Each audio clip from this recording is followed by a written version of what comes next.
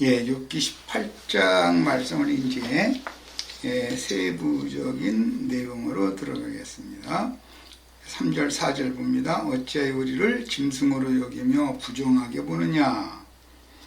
욥에게 따지는 말이에요. 울분을 터뜨리며 자기 자신을 찢는 사람아, 너 때문에, 이것은 빌닷이 욥의 태도를 이렇게 봤다는 거죠. 너 때문에 땅이 버림을 받겠느냐, 바위가 그 자리에서 옮겨지겠느냐.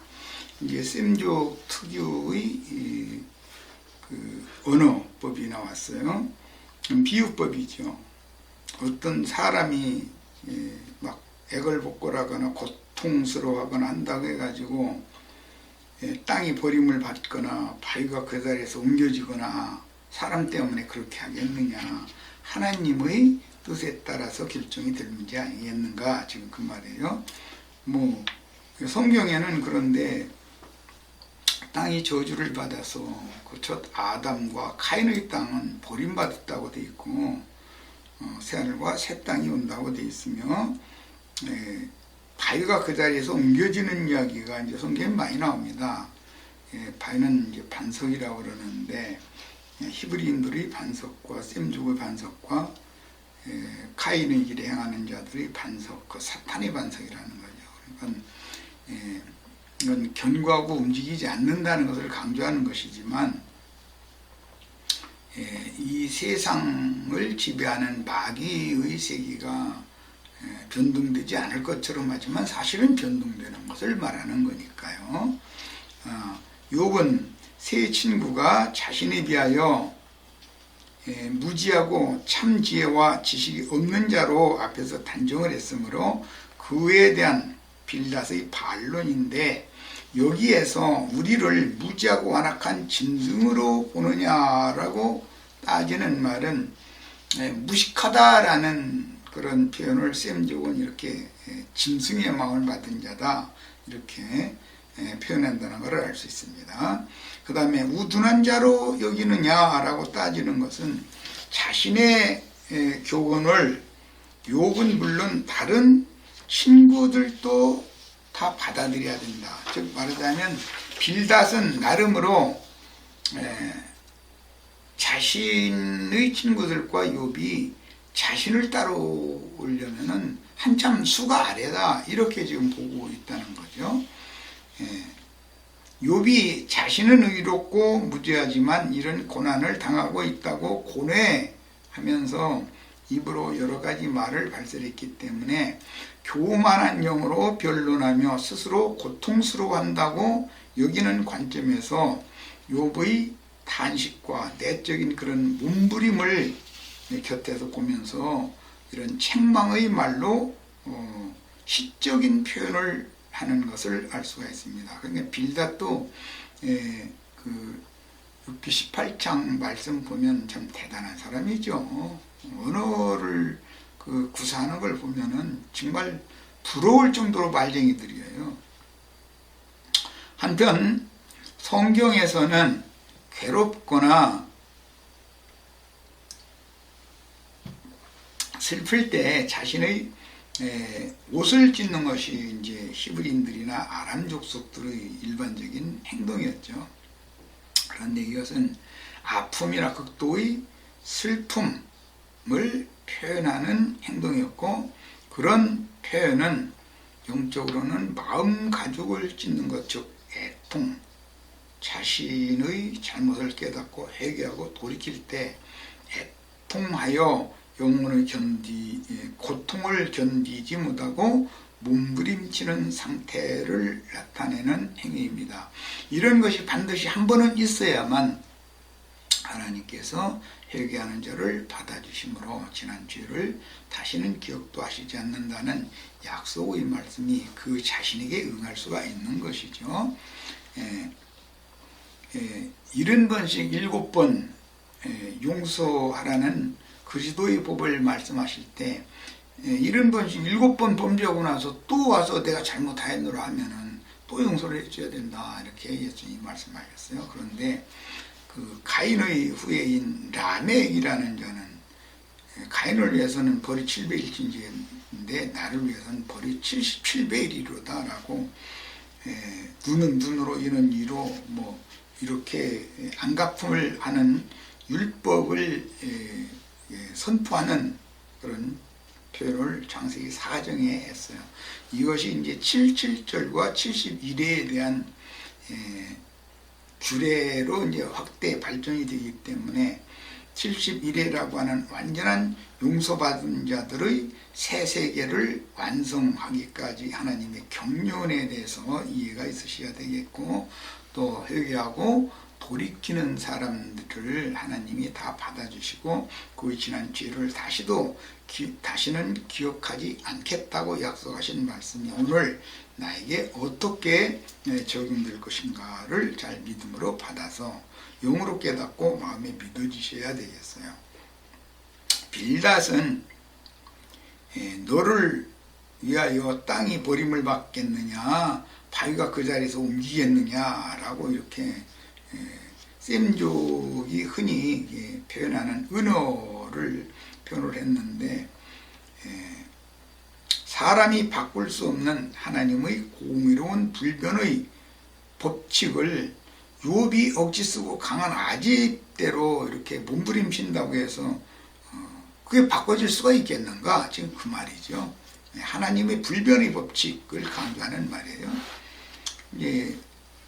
빌닷은 하나님의 의를 염두에 두고 하는 말이죠. 하나님의 의가 부탁되어 바꿔지는 것이 아니죠. 그러나 회개하고 복음을 믿은 자들을 통해서는 율법의 법칙이 바꿔지는 거예요. 그것이 아론 반차의 제사장 제도가 멜기세덱 반차의 제사장 제도로 모세의 율법이 그리스도 율법으로 바꿔짐으로, 즉 법이 새 법으로 바꿔짐으로 이것이 이루어지는 것을 성경은 말하고 있어요. 그 다음에 욥기 18장 5절로 6절을 봅니다. 악인의 빛은 꺼지고 그의 불꽃은 빛나지 않을 것이요. 여기 악인의 빛이라고 한 것은 죽은 사람의 영은 영적으로 심지에 불이 붙지 않은 상태다라는 그런 개념이고, 불꽃이 빛난다라는 것은 그 등잔의 불빛은 등을 통해서 밖으로 이게 확대 반사되는 것을 상징하기 때문에 그래요. 하나님은 사람의 심령을 등으로 보고 있어요. 제일 중요한 건 예수님의 영이 등이죠. 꺼지지 않는 등이에요. 등잔이에요. 그 다음에 예수님의 혼, 예수님의 마음은 등이죠. 예수님의 영에서 발한 등잔 불빛이 예수님의 혼, 마음, 정신으로 반사되어져서 예수님의 몸까지 혈기와 육체의 각색 정욕들이라고 하는 죄성으로 구성되어져야 되는 것이 아담의 몸인데, 예수님의 몸은 죄가 없는 몸이었어요. 차이는 있지만 그 몸을 통해서 예수님의 속사람이 겉사람을 통해서 표현이 된 것이 예수님의 이생의 삶이었어요. 자, 악인의 빛, 악인의 불꽃이라는 표현은 악인이 타고난 혼생명으로 자신의 그 장막이라고 하는 거처, 초소, 몸이 흙집이 무너지기 전에 잠시 누리는 혼생명의 성취감 또는 행복감을 나타내는 시적인 표현입니다. 빛, 불꽃 이렇게 표현을 한 건 시적인 표현이에요. 영과 혼을 깨닫는 영과 깨달은 그 마음이 밖으로 발산되는 상태, 이것을 악인의 빛, 또 그의 불꽃 등으로 표현을 했어요. 물론 당연히 의인의 빛과 그의 불꽃이 반사되는 그 혼은 정반대로 다른 거죠. 살리심을 받았으니까. 세상의 불신자들이 잠시 누리는 모든 세상적인 영화와 번영 등을 상징하기도 하며 빌닷이 말하려는 의도는 악인이 일시적으로는 풍요를 누리는 듯이 보이지만 욥이 이제 그랬었죠. 과거에 인에 멸망하고 만다라는 사실은 저주이면서 악담이죠. 욥을 은근히 마음에 담아두고 하는 표현이니까 빌닷이 이런 표현을 한 것은 욥이 현재 심하게 고난을 받음으로 그 자신이 그 자신과 자신의 집이 그 가정이 파산 지경에 이른 상태를 염두에 두고 한 말로써 욥을 확고한 죄인으로 정죄하고자 하는 말인데 욥과 다른 친구들을 싸잡아서 공박하기 위하여 어떤 포석, 그 바둑을 줄 때 돌을 먼저 이렇게 까는 상태를 포석한다 그러죠. 포석입니다. 본문에서 빛이나 등불은 5절처럼 인간의 생명, 삶의 번영, 영화 등을 의미하고 이것은 이제 사람의 영이 살아리심을 받아서 혼이 소송함을 받는 것은 빛이 등을 통해서 등잔에 켜진 빛이 등을 통해서 밖으로 발산되는 것으로 비유를 하는 것이고 이것은 확대해서 그러자면 어떤 사람의 그 남은 생애가 흥황하는 것을 비유적으로 보여주는 거예요. 그 사람이 빛난다 뭐 표현을 이렇게 하는데 인생이 빛난다는 것은 인생이 잘 풀린다라는 뜻이죠. 그 다음에 사람이 사는 생활터전을 일반적으로 이제 장막이라는 말을 하지만 셈족은 기본적으로 자신의 이 몸을 육신의 장막이다, 영혼의 덮개다라고 이해를 하고 있었어요. 그 다음에 그래서 장막의 빛이란 특히 그 사람 가문의 번성, 인생의 부귀영화 등을 상징하는 표현이었지만 개인적으로는 사람의 속사람과 겉사람으로 나눠져 있고 겉사람인 혈기와 육체의 각색 정욕들로 즉 죄성으로 변질되어진 육신에 있는 옛사람의 즉 육체, 혈육의 몸을 입고 영이 죽은 상태로 있는 사람은 그의 혼이 즉 그의 혼생명이 육신과 연합되어 있기 때문에 이런 사람의 인격을 일러서 말할 때 육체 또는 육신이라고 이렇게 표현을 하는 겁니다.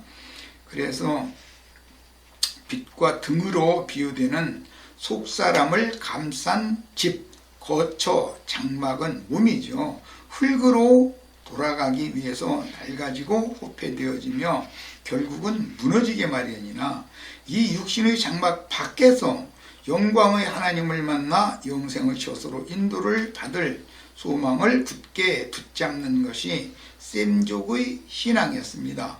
욥은 욥기에서 셈족에게 유전되는 신앙을 여러 번 이렇게 피력을 했습니다. 그래서 내 이 육신의 장막 밖에서 영광의 하나님을 보리라 이런 그 소망을 여러 번 피력을 했죠. 그것은 부활 세계에 들어갈 것, 생명의 세계에 들어갈 것을 염두에 두는 그런 셈족 특유의 신앙적인 신앙 고백이라고 할 수가 있습니다. 빌닷은 그의 첫 번 변론에서도 이와 비슷한 의미로 악인의 장막은 없어지리라 욥기 8장 22절에 이렇게 표현했었죠. 그렇게 표현했는데 그때도 욥의 가문은 망하고야 만다 라는 의미로 한 말이었고 이번 본문 18절에서도 욥기 18장에서도 동일하게 악인의 그 몸을 염두에 둘 뿐 아니라 악인의 그 가문, 악인의 가세 이것은 반드시 멸망하고 만다. 그런 표현이에요. 그 다음에 앞에서 욥은 강도의 구렬이 된 장막, 성막이라는 용어로도 이제 확대 해석이 되는데, 이것은 의인의 장막으로, 성막으로, 하나님의 집으로 형통할 것이고, 귀신들의 처소로 되어진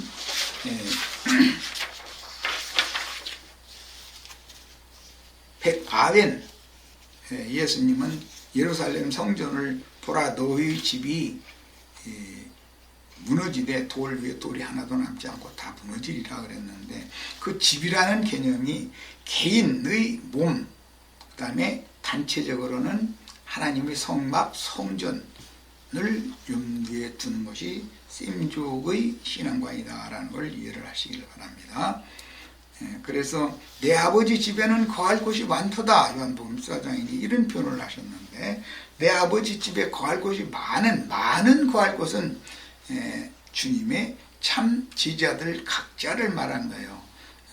하나님의 성전에는 주성전 건물이 있고, 주성전을 에워싸고 주위에 빙 둘러서 많은 작은 집들이 있어서 제사장의 방이니 무슨 곡식이나 11조를 넣어두는 보물고니 등등 여러 가지의 방들이 있었어요.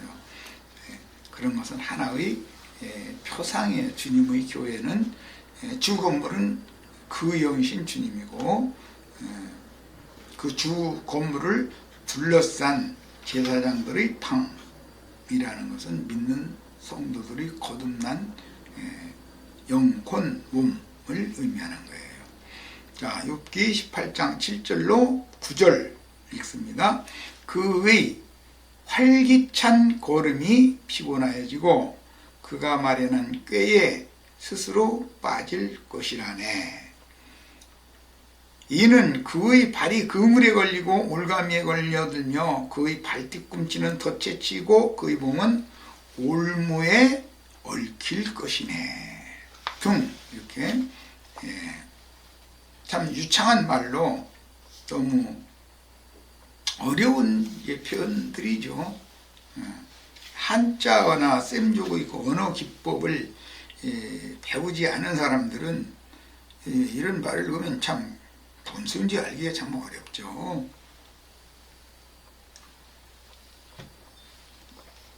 그의 활기찬 걸음이라는 것은 그 힘있는 인생, 흥왕, 번창하는 인생을 임대하는 말이에요. 그의 걸음이라는 것은 그가 인생을 사는 동안 그 인생길을 염두에 두는 말입니다. 그 다음에 그가 마련한 꾀, 흔히 말하는 잔꾀 부리지 말아라 이런 표현하는데, 그 자기가 마련한 자기 꾀에 스스로 빠진다라는 것은 자기의 잔꾀로 자기 발등 찍는다, 이제 이렇게 표현하죠. 이는 욥의 그의 발이 그물에 빠지고 또 울가미에 걸려들고 발 뒤꿈치는 덫에 치이고 그의 몸은 울무에 얽힌다네, 이렇게 표현을 했어요. 빌닷은 본문에서 인생 행로, 즉 생애 중에서 악인의 생애를 말할 때 사람이 걸음을 걷는 것으로 비유하여 이게 말하고 있는데, 이게 셈족의 비유법이죠. 성경은 오직 여호와를 앙망하는 자는 새 힘을 얻으리니 다른 박질하여도 곧 믿지 아니하겠고 걸어가도 피곤치 아니하리로다 라고, 성령으로 말미암아 영이 거듭나고 혼이 소성함을 받은 사람의 인생은 이렇게 힘이 있게 된다라는 그런 예언을 했었는데, 빌닷은 오히려 욥의 인생이 결국은 힘 빠진 인생이 되고 불행으로 끝날 것이다 라고 지금 표현을 이렇게 한 것입니다. 그의 베푼 꾀에 빠질 것이다 라는 말은 욥 자신의 꾀가 욥을 불행의 구렁텅이로 내어 던질 것이다, 즉 자기 자신의 인생길을 망칠 것이다 라는 의도입니다. 그러니까 이런 경우는 굉장히 많죠. 야근치 않은 사람 치고 스스로 자기 꾀에 자기가 얽혀가지고 자기의 인생을 망치는 경우도 많죠.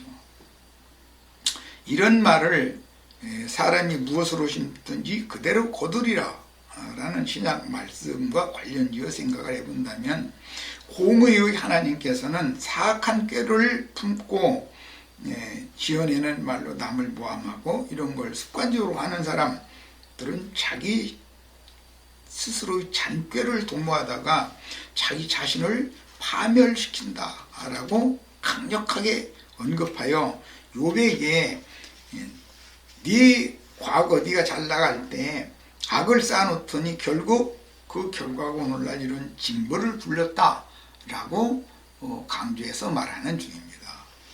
빌닷이 욥과 하나님과의 관계를 말하려고 그 당시에 사냥꾼들이 들짐승을 사냥하기 위해서 사용하던 여러 가지 도구, 방법들을 비유로 공의의 하나님이 욥을 잡기 위해서 그물, 올가미, 덫, 올무 등을 사용해서 욥을 붙잡은 것으로 이렇게 욥은 우매한 들짐승인 것으로 지혜자신 하나님이 그 들짐승 자기께 자기가 이렇게 걸려들게 만드는 용기로 도구로 사용하는 것들이 뭐냐면 고대 사회에서 들짐승을 사냥하는 사냥꾼들이 그물이나 올감이나 덫이나 올무 등을 사용했기 때문에 이런 용어를 가서 동원한 것입니다.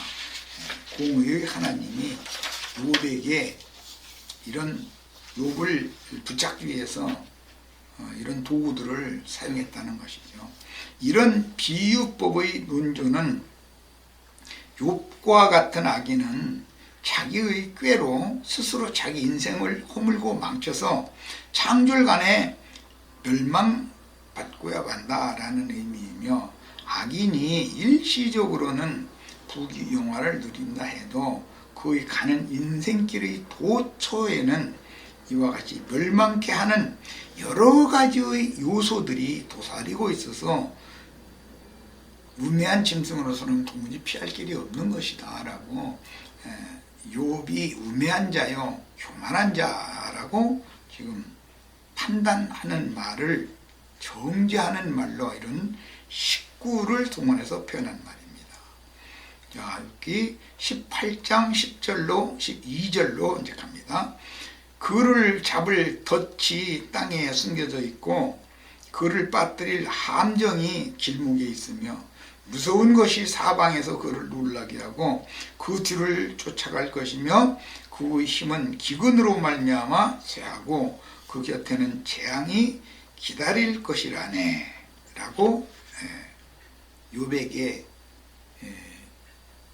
시적인 표현으로 정말 너무 점잖은 말로 이렇게 심한 정죄를 하고 있는 거죠. 악담도 이렇게 점잖은 말로 할 수 있다는 걸 알 수가 있어요. 빌닷의 이어지는 말은 끝날 기미가 보이지 않고 계속 이어지고 있는데, 이제 우리 번역은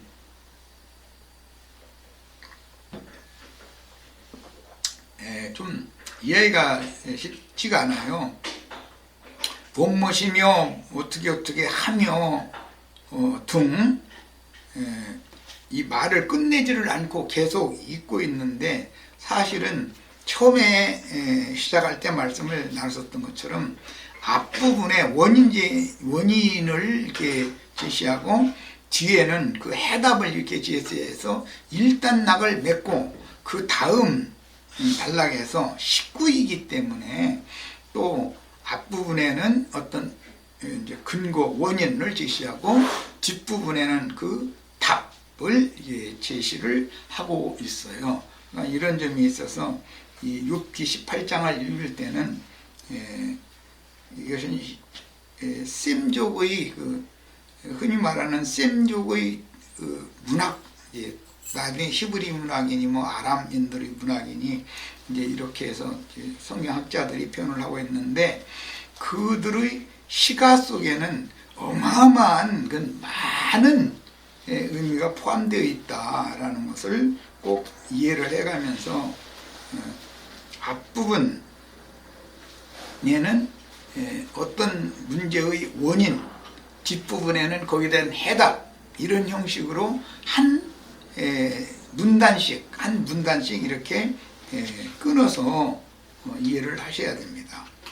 자, 빌닷의 이 욥을 정죄하고 욥의 현 상태를 판단하는 그런 말을 이렇게 쭉 읽다 보면 과연 그의 머릿속에는 혼적 지식이 얼마나 가득한지 이걸 짐작할 수가 있으며, 빌닷은 나름대로는 자신의 지식이 자기의 그 연장자인 엘리바스나 또는 친구인 소발이나 욥보다도 훨씬 월등하다라고 하는 자긍심에 붙잡혀 있다는 걸 알 수가 있어요. 예, 우리는 교회 생활을 하다 보면은 어느 누군가가 말씀을 가지고 이렇게 강론을 할 때 그 사람의 말 속에서 그의 영적인 교만, 지식을 자랑하고자 하는 의도가 이렇게 보이는 것을 만질 수 있어요. 그건 영적인 사람은 즉각 감지해낼 수가 있는 것이죠. 네. 그리고 본문에서 무서운 것이라는 것은 심적으로 소스라치게 놀라는 것을 의미하므로 공포심이라는 단어인데, 실제로 악행을 도모하는 자는 보이지 않는 두려움에 떨며 심리적으로 괜히 쫓기는 상태, 바람에도 놀라고 이런 표현도 참 많이 나오죠. 그래서 이것은 욥이 이런 저주를 받았다라는 뜻으로서 이건 창세기에서는 카인의 후손들에게 하나님이 저주한 상태를 지금 피력하는 말인데, 욥을 경고하는 말투로서 항시 자신의 범죄를 속에 숨겨두고 은밀한 것을 감추고 사는 인간이라고 하는 것은 하나님의 공의로운 보복에 대한 두려움과 양심의 가책 때문에 육적으로는 쫓아오는 자가 없어도 늘 쫓기는 심정에 직면하여 살게 되기 때문에 소스라치게 놀라고 그 다음에 공포심으로 말미암아 스스로 발목이 잡히고 함정에 빠지고 그물에 얽히고 등등 이렇게 된다는 거예요.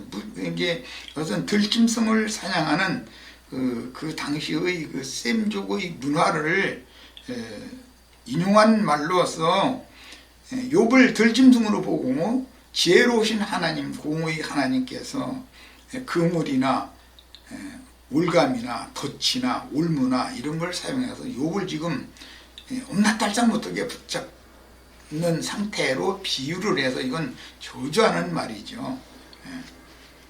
그 다음에 근데 사실은 욥기 이제 저 뒤에 서두에 말씀드린 것처럼 32장 이후에 37장까지 엘리후가 가장 젊은 엘리후가 끝까지 그 욥과 그 친구들의 말을 끝까지 다 듣고 있다가 그들의 더 이상 할 말이 없는 것을 보고 나서 말에 끼어들어 가지고 욥을 이게 또 욥과 그 친구들을 설득하기 위하여 진리를 제시해주는 말을 욥기 38장에서 42장까지 여호와 하나님께서는 엘리후가 한 말을 설명을 해주고 있죠.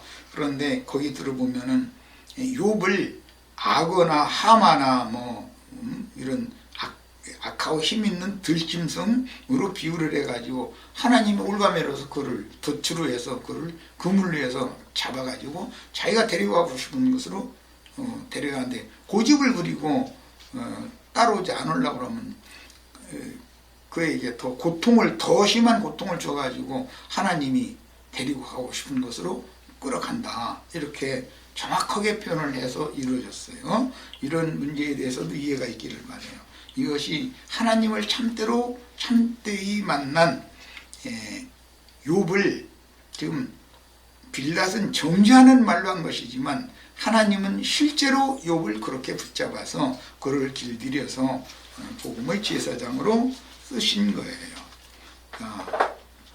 그래서 죄를 저지르고 난 죄인들이 그가 범한 죄악의 대가를 치르지 않고 용서받지 못한 영혼인 자신 속에 은밀하게 숨겨진 범죄 사실들로 인하여 사단의 송사와 양심의 가책을 받으며 하나님의 낯을 피하고 숨어보려고 하는 영혼의 그 초급한 상태를 이렇게 빗대서 말을 했습니다. 오늘은 여기까지만 말씀을 나누고 다음 일요일 날 18장 13절에서 21절까지는 다음 일요일 날 또 말씀을 나누도록 하겠습니다. 자, 마칩니다.